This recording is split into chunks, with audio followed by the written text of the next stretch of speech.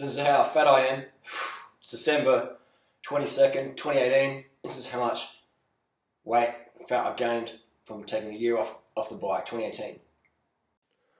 And now I'm eating ice cream for breakfast. Ice cream for breakfast. So I've taken a year off pretty much the bike this year. Last time I did a long ride, 200k ride, was January this year. So yeah, I sacrificed an entire year of fitness. And I'm going actually quite bad on the bike. I'm going quite bad in the run. I've lost a lot of fitness. This morning I did a 5k, going actually quite bad on the bike. I'm going quite bad in the run. I've lost a lot of fitness. This morning I did a 5k race. I got fourth. I normally win most 5. Ran at 18, I think an 18 to 54 for 5k park run. And early in the year I did like a 16:40 or something like that. So I lost, almost 2 minutes on my 5k, which is huge. So, and cycling wise as well, lost a lot of fitness on the bike, just taking time off. So hopefully in the next 2 or 3 weeks, I can get my fitness back up to where I like it to be. I like to be able to, be the hammer versus the nail. And it's just all, fun and games. But I really enjoy that feeling of like really elite level fitness, that unlimited endurance stamina. I'm doing a 200k ride on Monday. It was my first one since January. So I'm a little bit like, will I make it even?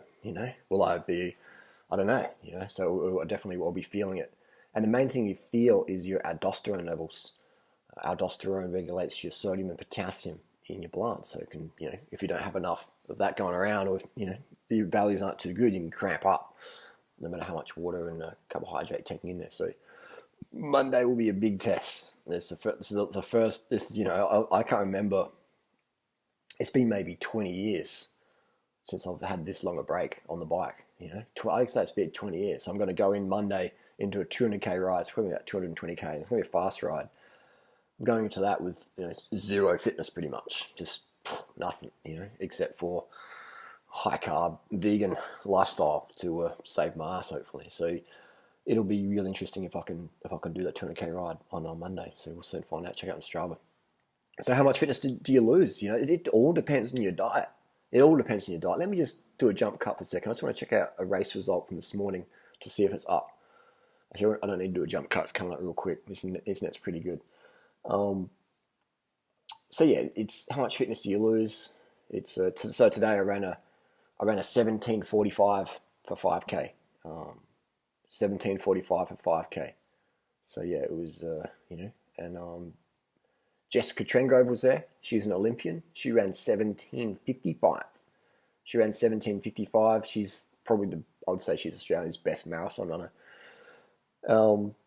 And she ran 17:55. Her PR's at this course 16:22. My PR 16:35. So she is a faster runner than me. So today I ran 17:45.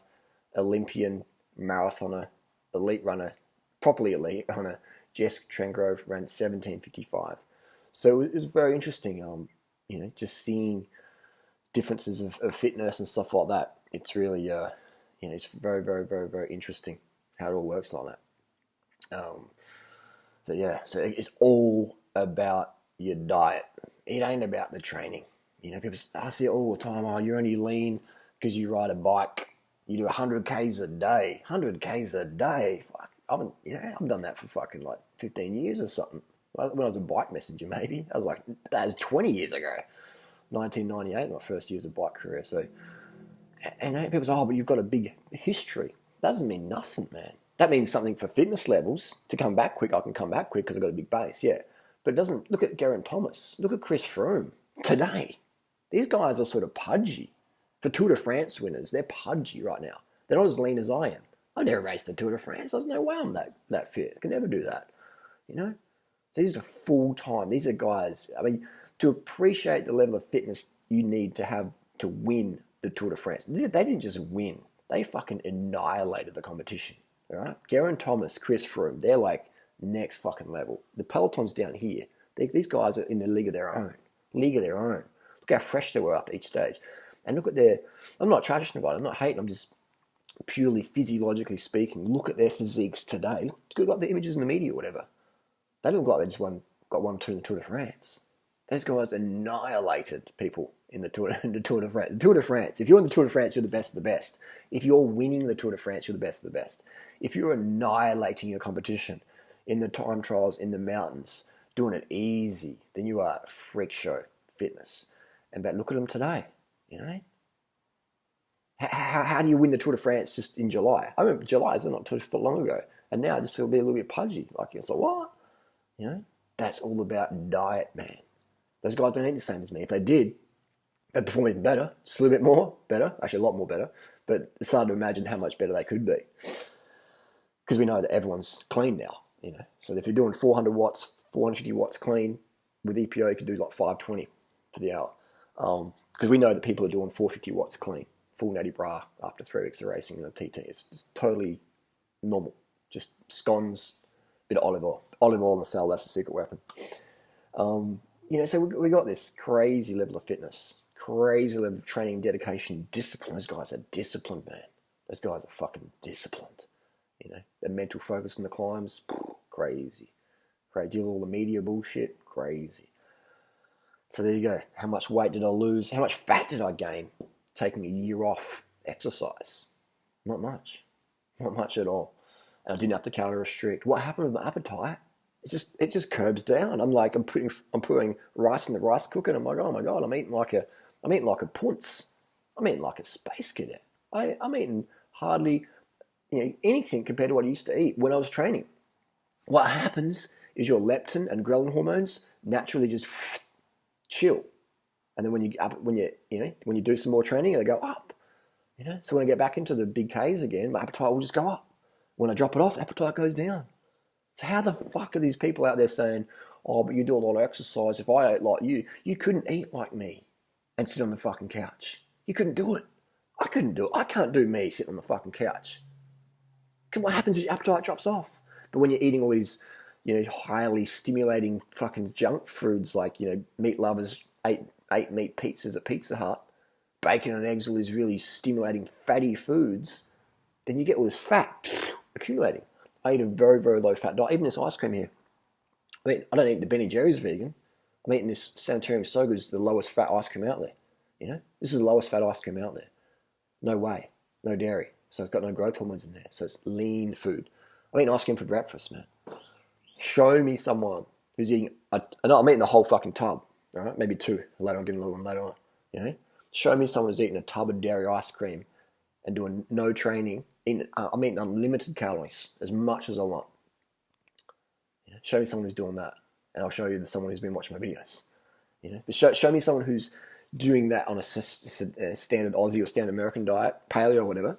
All these guys have to calorie restrict, 1,000 calories a day, intermittent fasting, taking drugs, doping products, thyroid meds, doing like fucking bulletproof coffee, stim. Look at Joe Rogan, man. Dude's like, fat 1 minute, lean next, and just blowing out all the time. Intermittent fasting, looking at ways they can cheat themselves, hide their appetites and stuff. These people don't want to live on rice, fruits, starches, potatoes, veggies, and sugars. They don't want to do that.